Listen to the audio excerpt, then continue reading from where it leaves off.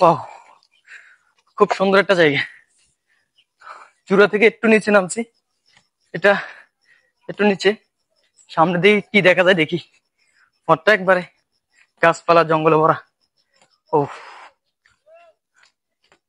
ও, সামনে তো আরো পথ আছে।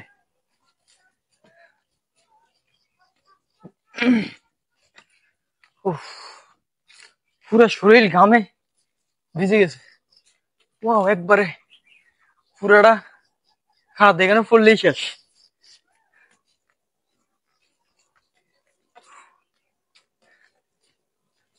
ও,